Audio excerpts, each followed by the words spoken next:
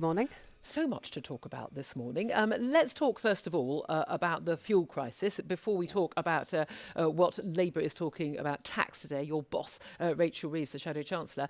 Government talking about bringing in the army to drive tankers, suspending competition law to allow fuel to get to the right petrol stations. 90% of petrol stations having run dry after panic buying and issues with temporary visas for HGV drivers and others. How is it that we can be in this much of a crisis and Labour is still behind in the polls? Well, I don't think Labour's position in the polls is the most immediate priority for families who are this morning getting to the petrol station and discovering they can't fill up. It's very concerning. You know, the government does need to take short-term action to address the crisis. In the longer term, of course, I think what we will need to see is big changes in recruiting and how we get more people, particularly into the haulage sector. We had a big shortage already before the pandemic. Before Brexit. Before Brexit, we did. A Labour frontbencher admitting that it wasn't Brexit's fault. Well, remember this moment, everybody. Brexit does have a role to play, of course, but there are longer term problems there in the sector. We haven't been recruiting enough people in. We haven't seen a diverse enough workforce. Terms and conditions for staff. Diverse enough workforce, that's the issue. What do you mean by that? Well, I think it should be an attractive career for men and for women. But why isn't it? What's stopping women doing the job? I think some of the working patterns are pretty tough for people. Paying conditions aren't what they should be. You will have also seen how hard, the physically hard nature of the job, in that people spend large periods of time away from home. That's part of it. Maybe that's why a lot of women don't want to do it. They've got kids, they want to be at home with their kids. Perhaps, but at the same time... So why do we need a more diverse range of people doing the job? Because if we're only drawing from half the population, we've got a smaller number to draw from. Maybe they just don't want to do the job. Perhaps, but that's one thing we could explore and the government should look at. Paying conditions for people currently working in the sector and to attract more people in. We had a big shortage already with an ageing workforce, so the government hasn't been properly planning over the course of the last decade to make sure we've got more hauliers, and I think we've seen the consequences of that in recent weeks. Okay, let's talk about what your boss, the Shadow Chancellor Rachel Reeves, is going to announce today. She's going to be setting out the party's plans to create what she calls a fair tax system. What does she mean by fair and what does it involve?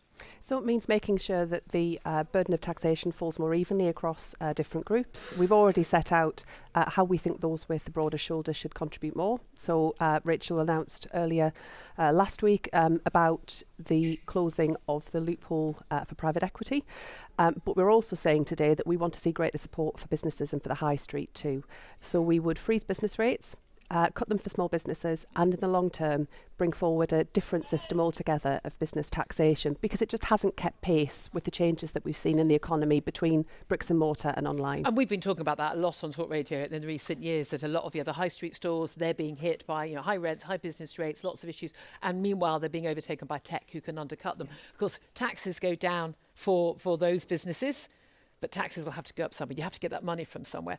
Yeah. Everyone, for I think 10 years now, has been talking about getting all this money out of big tech. Everyone talks a good game on it. No one ever seems to achieve the ability to actually do it. Well, what we've got right now is the digital services tax. We're suggesting that you could increase that in order to fund the cuts to business rates for the high streets. We've set out a costed plan for how you could do that in the short term. But in the long term, we need to see a complete overhaul of the system.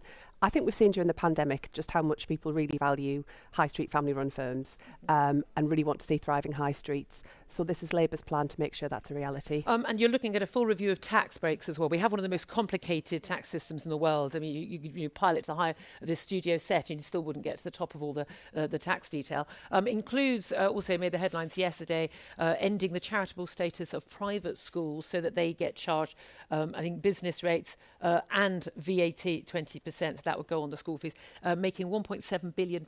And you're convinced that that money would then go into funding state schools? That money would go into making sure that every child has the best possible start in life. It's a question of priorities.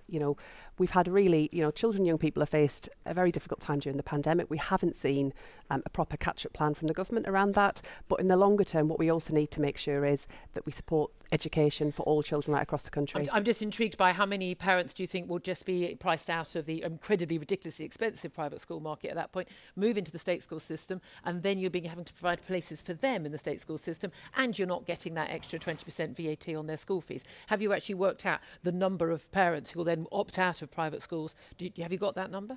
Well, it's not the easiest thing in the world to work through. I mean, So you can't guarantee the 1.7 billion then? We can guarantee that, but what we would... How can you guarantee that? Well, because if private schools close down because parents can't afford it, I'm not saying whether it's a good policy or a bad policy. I'm wondering whether you've costed it. Yeah, so I think, parents would be free to send their children to private school. No one's saying that they shouldn't. But that if they, there is no reason for taxpayers subsidising what is effectively a luxury choice. And we want to see a better education system, world class, giving every child the best possible start in life. But yet you don't agree with grammar schools, which gives bright working class children their best chance of getting a great education. I don't think the evidence backs that up in terms of social mobility. My parents are a great example. Working class kids who went to grammar school.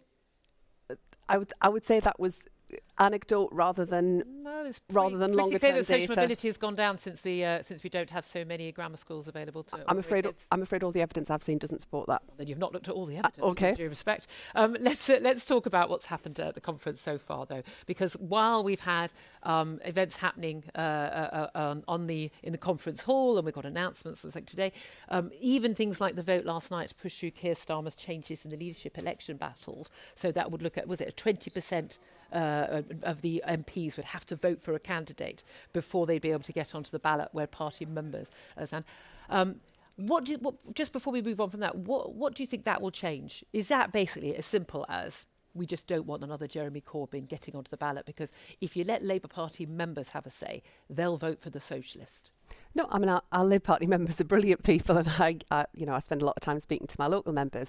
I think what is really important is that you have a party looking out to the country, and I think the package of measures that were endorsed by conference, put forward by Keir Starmer, makes us more focused on the public, not just talking to ourselves all of the time. Okay, well, talking about talking to yourselves, Deputy Leader Angela Rayner, she was speaking at a Fringe meeting this weekend, and this is what she had to say about Conservatives. You cannot get any worse than a bunch of scum, homophobic, racist, misogynistic... Go on, Andrew.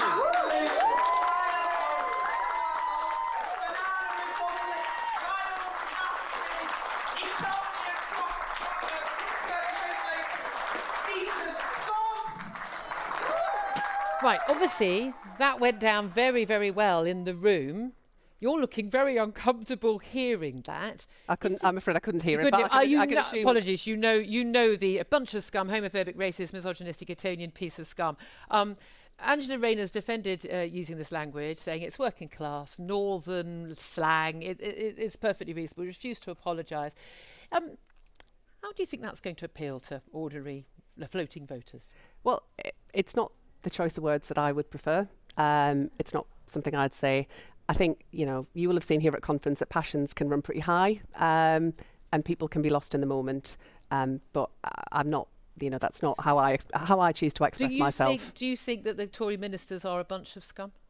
I think they have done things that have damaged the country, and what you'll be seeing from Labour. Yes or no?